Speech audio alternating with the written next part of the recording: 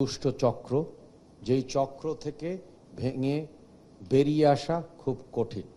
সোজা বাংলায় বললে যে পরিমাণ উৎপাদন সক্ষমতা এবং সেই উৎপাদন সক্ষমতাকে কাজে লাগানোর যে ব্যাপার, সেইখানে একটা বড় রকমের ফারাক আছে এবং এই ফারাকের কারণে জনগণের সম্পদ অপচয় হচ্ছে। এটা আমরা পরিষ্কার জানি। তার বিভিন্ন নাম আছে, আপনারাও পরিচিত। একটি হচ্ছে ক্যাপাসিটি চার্জ। হ্যাঁ, আপনার ক্যাপাসিটি দরকার, কারণ হচ্ছে সবসময় একরকম চাহিদা থাকবে না। যিনি ব্যবসায়ী তিনি তো চাইবেন যে যতটুকু পরিমাণ দরকার হবে বা ভবিষ্যতে দরকার হবে সেই পরিমাণ উনি সরবরাহ করবেন এবং সেই পরিমাণ সক্ষমতা রাখবেন। কিন্তু কখনোই ব্যবহার করা হবে না, যেটা বাংলাদেশের ক্ষেত্রে হয়েছে। সেইখানে একটা সমস্যা দেখা দিয়েছে। দ্বিতীয় সমস্যা হচ্ছে যে সমস্ত চুক্তিগুলো করা হয়েছে সেই চুক্তিগুলো নিয়ম নীতি মেনে করা হয়নি এবং এক ধরনের আইনি আবরণ দেওয়া হয়েছে, যেটাও আসলে প্রকৃত ন্যায় বিচারের স্বার্থে সমীচীন নয়। এবং তৃতীয় সবচেয়ে গর্হিত কাজ হচ্ছে যে জীবাশ্ম জ্বালানি থেকে বাসযোগ্য পৃথিবী করার জন্যে যে ধরনের জ্বালানি পরিকাঠামো দরকার, সেই বিদ্যুৎ বা জ্বালানি পরিকাঠামো গড়ে তোলা হয়। মোটা দাগে এই তিনটি নিয়েই চ্যালেঞ্জ নিয়ে আমাদেরকে যেতে হচ্ছে। এর সাথে শুরু হয়েছে যে আমাদের কোনো দোষ নাই, কিন্তু আমরা সবচেয়ে বেশি জরিমানা দিচ্ছি। অর্থাৎ মধ্যপ্রাচ্যের যে সংকটটি চলছে, এর কারণে সাধারণত কোনো অর্থনীতিবিদ হলে, কেতাবি অর্থনীতিবিদ হলে বলতেন যে ধরনের দামের যে বৃদ্ধি ঘটেছে তার সাথে সমন্বয় করতে হবে। কিন্তু কোনো সরকার যদি জবাবদিহিতায় বিশ্বাসী হয় এবং মনে করে যে জনগণের কাছে তাকে জবাবদিহিতা করতে হবে, তখন তার পক্ষে এই ধরনের সমন্বয় করা দুরূহ। এবং মূলত আপনারা জানেন যে দুটো কারণে এটা দুরূহ। প্রথম হচ্ছে যে মূল্যস্ফীতি উস্কে দেবে, এবং সাম্প্রতিককালে যে সমন্বয় করা হয়েছে যদি খেয়াল করা যায় তাহলে কিন্তু মূল্যের স্ফীতি ঘটেছে। সাধারণত যে বিষয়টি হয় না সেই বিষয়টি বাংলাদেশের সাধারণত হয় না, কিন্তু আমাদের সরকার দায়িত্ব নেয়ার সাথে সাথে আমরা সেটা লক্ষ্য করেছি যে রমজান মাসে মূল্যস্ফীতি কমে গেছে।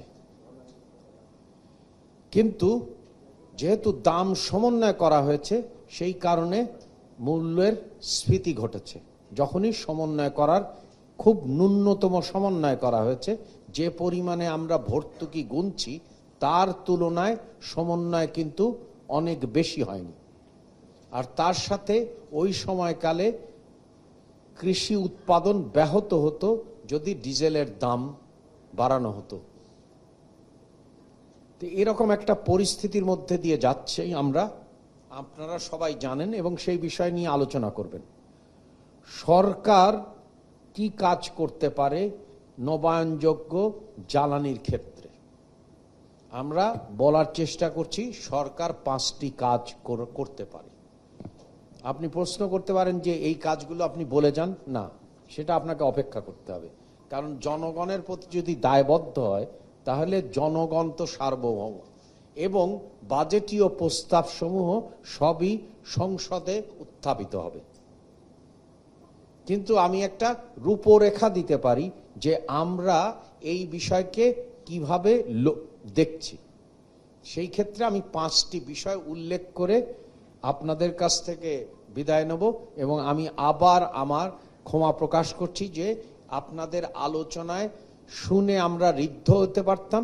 আশা করি যারা এখানে আলোচনা করছেন তারা যদি তাদের সুপারিশমালা আমাদেরকে প্রেরণ করেন তাহলে আমরা বাজেটীয় প্রক্রিয়ার মধ্যে সেগুলো বিবেচনা করব। প্রথম বিষয় হচ্ছে যে আমরা যে পরিস্থিতিতে আছি এবং বাংলাদেশের অর্থনীতি বিষয়ে যে আমাদের চিন্তা, অর্থাৎ ট্রিলিয়ন ডলারে অর্থনীতিতে পৌঁছাতে চাই 2034 সালের মধ্যে, সেই অনুযায়ী তাহলে জ্বালানি কাঠামোর কি ধরনের পরিবর্তন ঘটা দরকার, অর্থাৎ জ্বালানি মিশ্রণটা কিভাবে হবে, বিদ্যুৎ এবং জ্বালানি খাতের ক্ষেত্রে মিশ্রণটা কিভাবে হবে, এইটার ব্যাপারে আমাদের একটা সুস্পষ্ট ধারণা আপনাদেরকে দিতে পারি। সেটি হচ্ছে যে এই ক্ষেত্রে নবায়নযোগ্য জ্বালানির পরিমাণ বাড়বে এবং সেই বাড়ানোর জন্যে যে ধরনের প্রক্রিয়াগুলো অনুসরণ করা দরকার সেই অনুসরণ করা হবে। এটা হচ্ছে মাইল ফলক 1।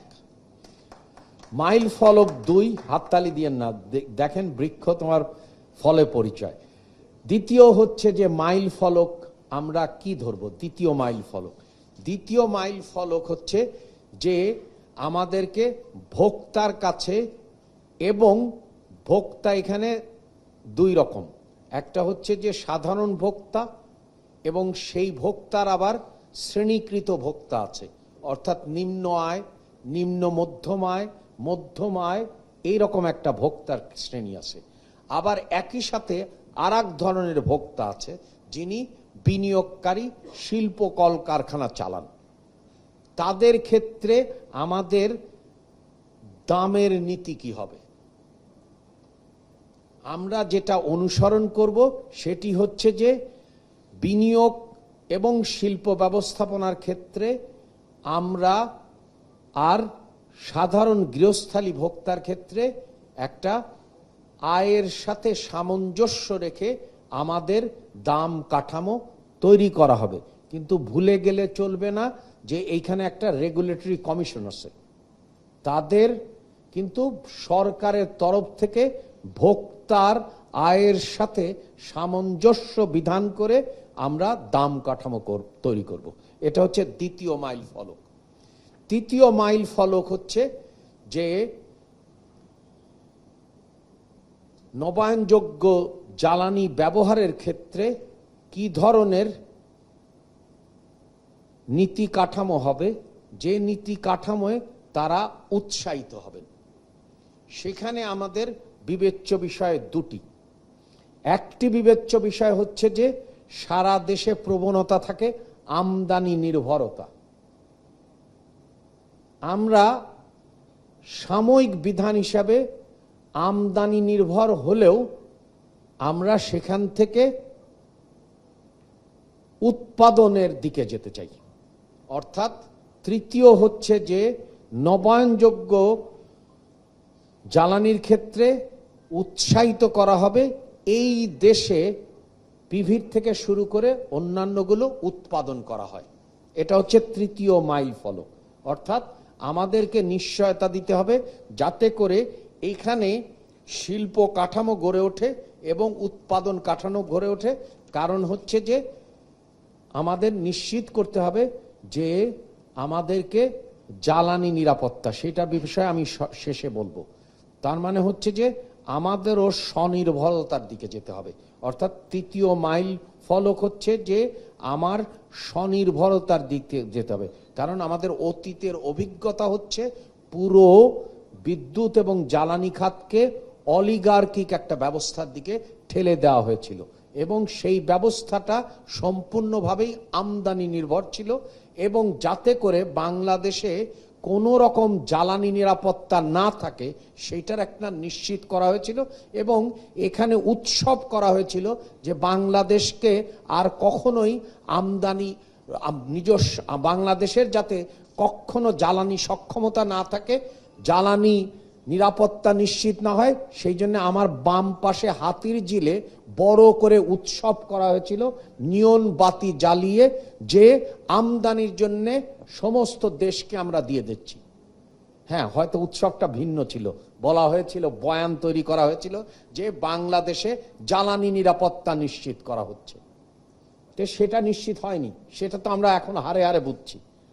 তার মানে তৃতীয় বিষয় হচ্ছে যে আমাদেরকে যে জ্বালানি নির্ভরতার থেকে জ্বালানি সক্ষমতায় যেতে হবে এবং জ্বালানি নিরাপত্তা নিশ্চিত করতে হবে। তৃতীয় মাইল ফলক। চতুর্থ মাইল ফলক, আমরা কিভাবে এটা নিশ্চিত করব? নিশ্চিত করতে হলে আমাদেরকে একটা বড় রকমের ব্যবস্থাপনার দিকে যেতে হবে। সেই ব্যবস্থাপনাটা হচ্ছে যে আমাদের যেগুলো দেশীয় যে সম্পদের সর্বোচ্চ ব্যবহার করতে হবে, এবং সেই ক্ষেত্রে আপনারা নবায়নযোগ্যের সাথে সম্পর্কযুক্ত নয়, কিন্তু জ্বালানি নিরাপত্তার সাথে সম্পর্কযুক্ত।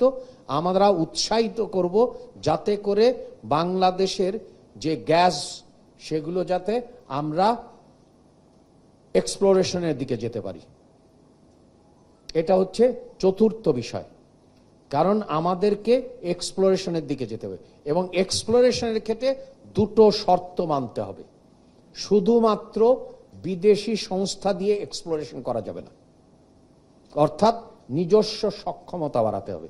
অর্থাৎ বাপেক্সের ক্ষেত্রে আমরা ইতিমধ্যেই শুরু করেছি, আরো বেশি তার সক্ষমতা বাড়ানো হবে। কারণ যুক্তি দিতে পারে কেউ যে বাপেক্স তো এই ধরনের বড় বড় কোনো ফাইন্ডিংস করে নাই, তাহলে আমরা কেন করব? এরকম যুক্তি আমরা, বিদেশি যারা প্রতিষ্ঠান আছে এই ক্ষেত্রে তাদের অনেক অভিজ্ঞতা আছে, কিন্তু তারা সবসময় আমাদেরকে এই খোঁড়া যুক্তিটা দিয়ে থাকেন। তার মানে চতুর্থ বিষয় হচ্ছে যে আমাদেরকে নিজস্ব স্বনির্ভরতা। পঞ্চমত আমরা যেটা করতে চাই সেটি হচ্ছে যে জ্বালানি নিরাপত্তার ক্ষেত্রে আমরা বেঞ্চমার্ক করতে চাই। অর্থাৎ এই উৎসের এত দিনের মজুদ থাকতে হবে।